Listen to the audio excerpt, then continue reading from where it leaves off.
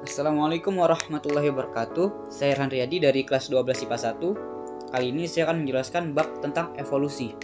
Langsung saja, apa itu evolusi?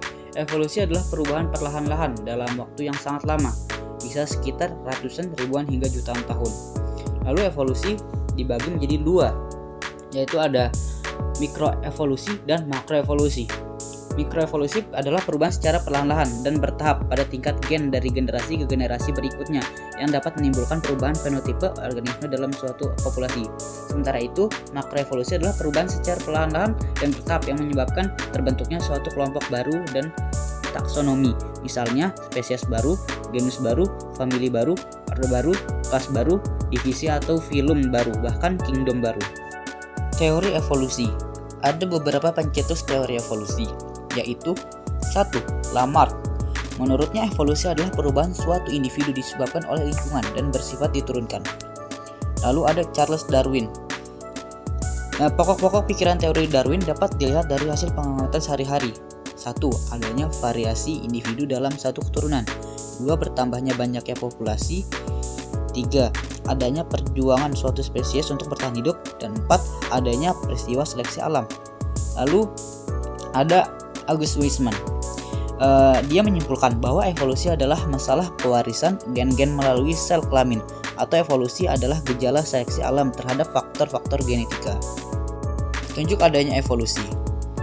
Ada beberapa, yaitu fosil, perbandingan anatomi, perbandingan embriologi, perbandingan fisiologi, perbandingan biokimia, organ tubuh yang tersisa, dan peristiwa domestikasi.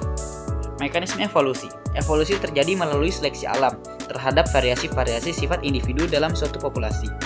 Pertama, ada mutasi gen. Mutasi gen dapat berakibat menguntungkan atau merugikan bagi kelestarian suatu spesies. Mutasi dikatakan menguntungkan apabila menghasilkan spesies yang bersifat adaptif dan memiliki kemampuan hidup yang tinggi. Sementara itu, mutasi dikatakan merugikan apabila menghasilkan alel yang bersifat letal atau matikan, atau spesies yang tidak adaptif dan memiliki kemampuan yang hidup yang rendah. Selanjutnya, menurut hukum Hardy-Weinberg, menyatakan bahwa frekuensi alel dan frekuensi genotipe dalam suatu populasi dari generasi ke generasi berikutnya akan selalu tetap konstan pada kondisi tertentu. Lalu, perubahan kesetimbangan frekuensi alel dan genotipe dalam populasi. Pada kenyataannya, kesetimbangan frekuensi genetik dalam populasi dapat mengalami perubahan. Perubahan frekuensi alel atau genotipe dari generasi ke generasi dalam suatu populasi disebut mikroevolusi. Faktor-faktor yang menyebabkan mikroevolusi yaitu hanyutan genetik, aliran gen, mutasi, perkawinan yang tidak acak, dan seleksi alam. Terbentuknya spesies baru. Terbentuknya spesies baru dalam suatu populasi diawali dengan adanya perubahan faktor dalam akibat dari tekanan faktor luar.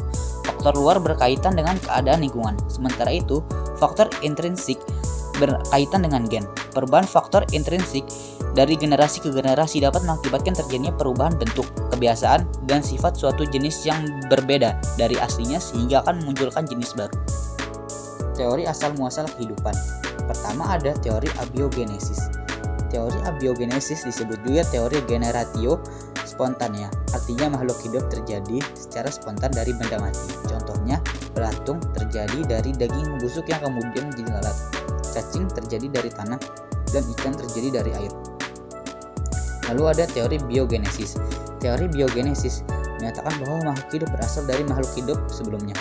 Para pendukung teori ini antara lain Francesco Redi, Lazzaro Spallanzani, dan Louis Pasteur. Selanjutnya ada teori kreasi khas, kosmozoan, dan fatalisme. Teori kreasi khas menyatakan bahwa kehidupan diciptakan oleh zat supranatural atau zat gaib.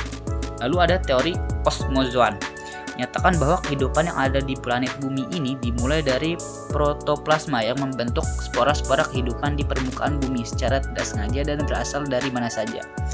Lalu ada teori katalisme, menyatakan bahwa spesies-spesies diciptakan dalam periode waktu yang berbeda. Dengan antar periode yang satu dengan periode yang lainnya, terjadi bencana yang memusnahkan spesies sebelumnya, kemudian digantikan oleh spesies baru. Lalu ada teori evolusi biokimia, menyatakan bahwa makhluk hidup terbentuk dari gas-gas di atmosfer yang dipengaruhi oleh energi radiasi sinar kosmis dan aliran listrik halilintar berdasarkan hukum fisika kimia.